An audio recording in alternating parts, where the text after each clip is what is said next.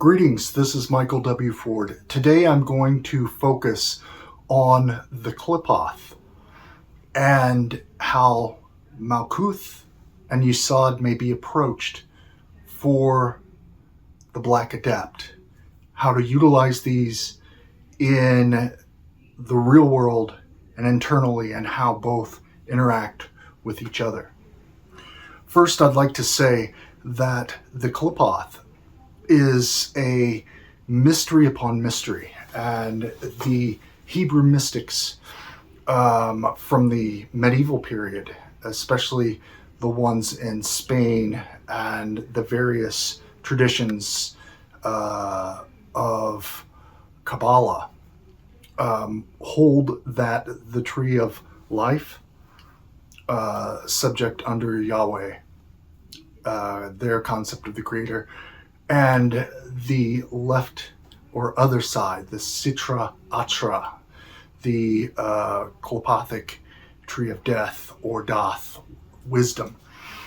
And this is the tree is visualized as like a mirror or a shadow of the concept of the body and soul and mind.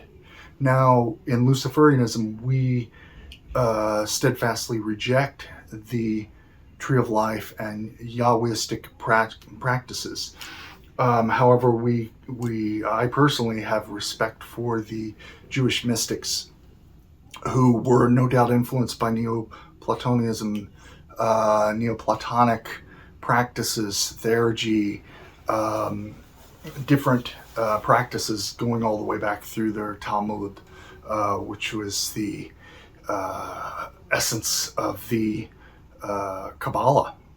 Now, Malkuth, in beginning with the Order of Phosphorus as an initiate, or seeking to delve into the Qliphoth, one has to understand it begins with Malkuth, and this tree or these spheres represent primal demonic anti-cosmic energies from primal and chaotic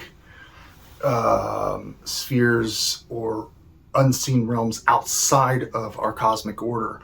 However, our subconscious, our minds, our will, and the energy we produce can connect and pierce that veil to ignite with our black flame the intuitive, initiatory pathway of instinctual awareness. This will open the Qliphoth or Sitra Achra to where we begin with the black earth and then moving into a very important one, which is Yesod, which is the place of infernal union.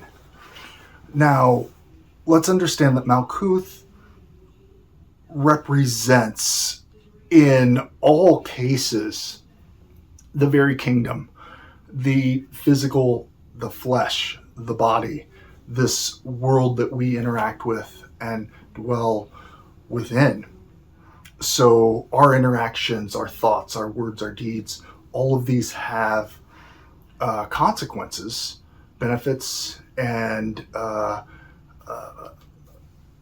very detrimental things if we make and do the wrong choices.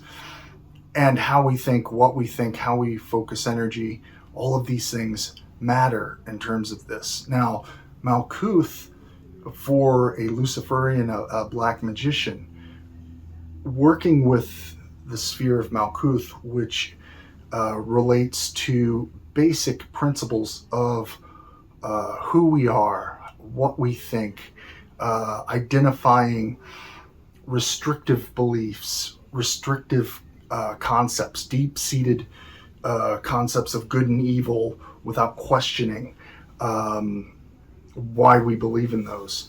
Religious fear, and religious fear can happen if you're brought up around a monotheistic religion. And I'm not even attacking that.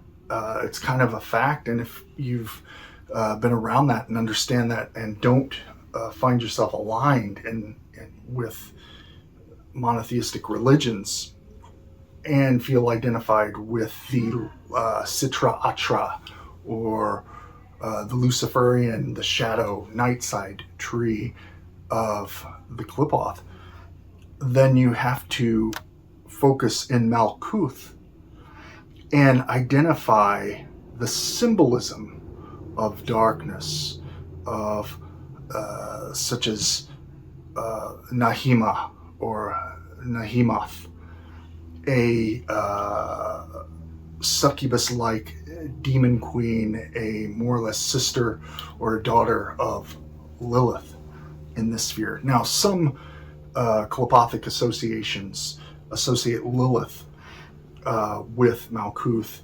However, traditionally, especially with Lurianic Kabbalah, Nahima or Nahimath is attributed in her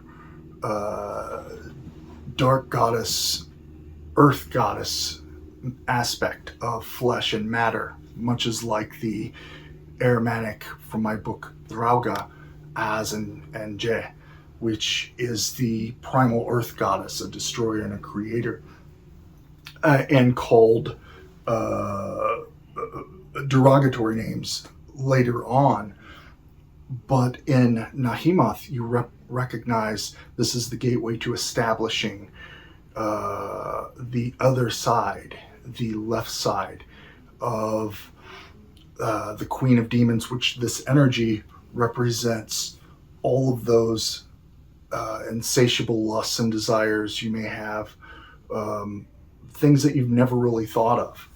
So when you consider, and I'll show you an altar cloth from Luciferian Apotheca, if you look at the very bottom, you have Nama or Lilith, and these are more or less interchangeable to a sense. Now in Yesod, you will enter the sphere of Lilith's dominion. However, there's another aspect to that.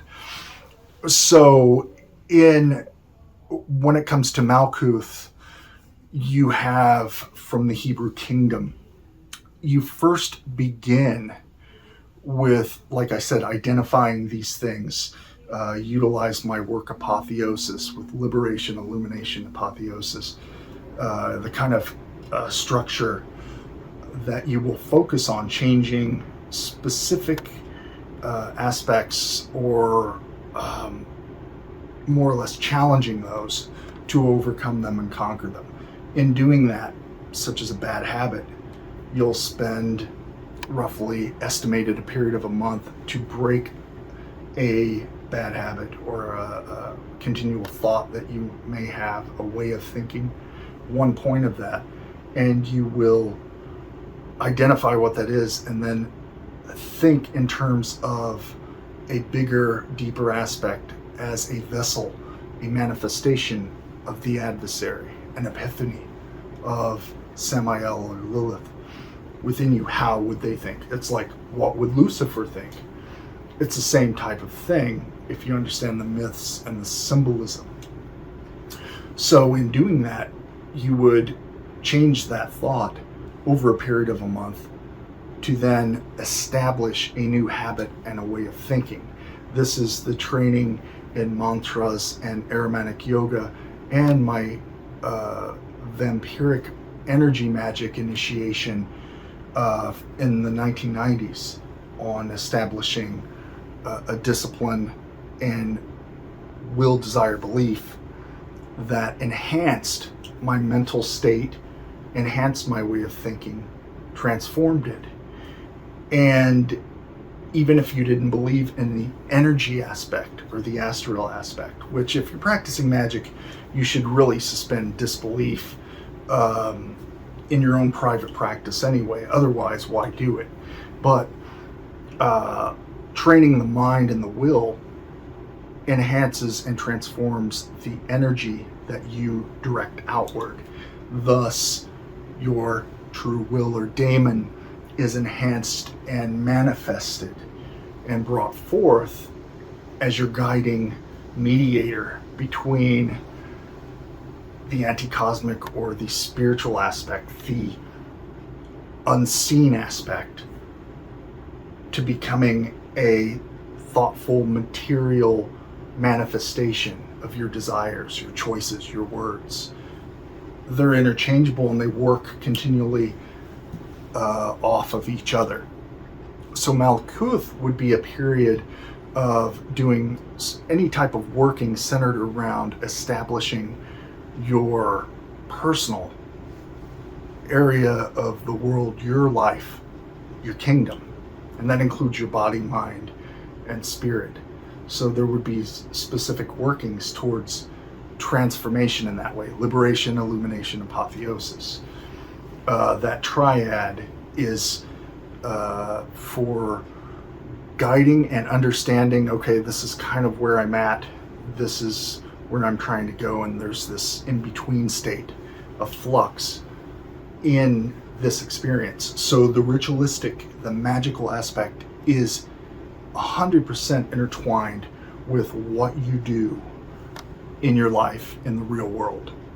And often it's during the moments of the most mundane, boring, banal things that you do daily that are very important in the process. So you have to consider this. And once you establish a train of a way of perception as a left-hand path initiate, as a Luciferian, the Black Magician or the Satanist, whatever you call yourself in that sense, is utilizing the focus of coming forth of the daemon, which is prepared later, but this is establishing patterns and foundations in this kingdom to build from.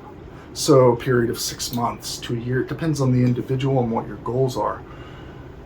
The ritual workings will vary, and this will be based on your intuition and your self-determined path.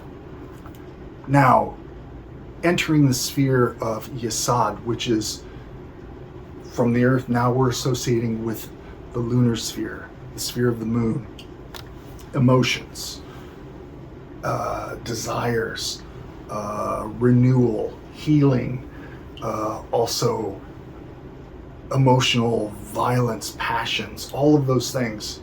And this is the dominion of Lilith, the queen of demons.